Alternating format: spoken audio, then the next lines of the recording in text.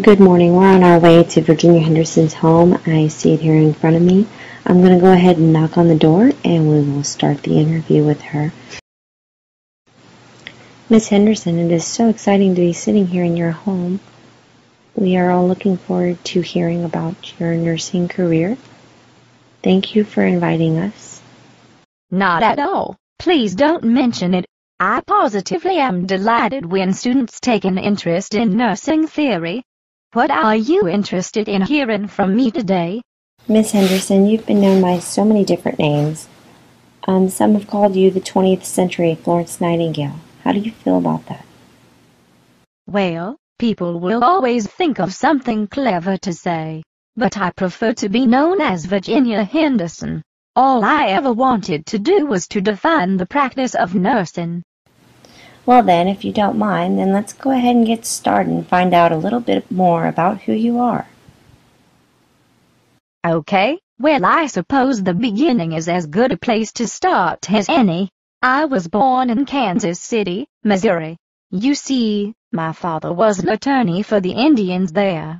My family returned to my mother's home state of Virginia when I was 4. I was named after the state.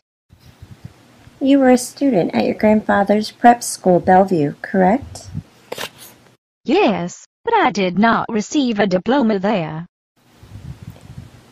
Do you feel this lack of a diploma hindered the plans for your future to become a nurse? Yes, at a young age I decided to become a nurse. Without a diploma I wasn't able to pursue nursing education. How did you overcome this adversity?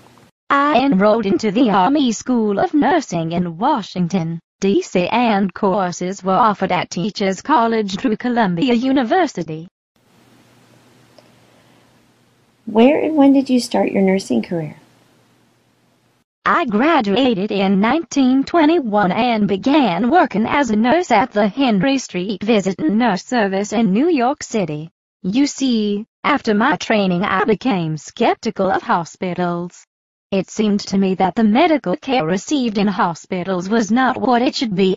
I became a nurse in times where nurses were to follow orders directly, empty bedpans and such. There was not a clear definition of the practice of nursing in those days. I decided then that I wanted to teach nurses. I moved to Norfolk, Virginia 1 year later. And when you arrived in Norfolk, Virginia, where did you teach? I was a teacher for nurses at Protestant Hospital for the next 5 years. At that time I decided to continue my own education. Would you mind telling us a little bit about your educational journey? Of course, I earned my BS and MA degrees in nursing education at Teachers College at Columbia University. Upon completing my master's degree I returned to New York City and was a teaching supervisor at Strong Memorial Hospital for 1 year.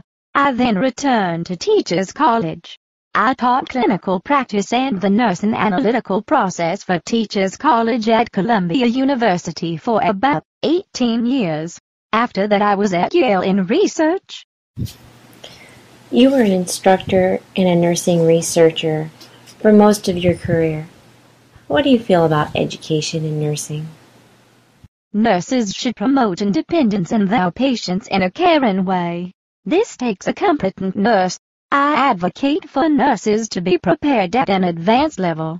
I've been quoted saying that this gives nurses the broadest possible understanding of humanity and the world which they live.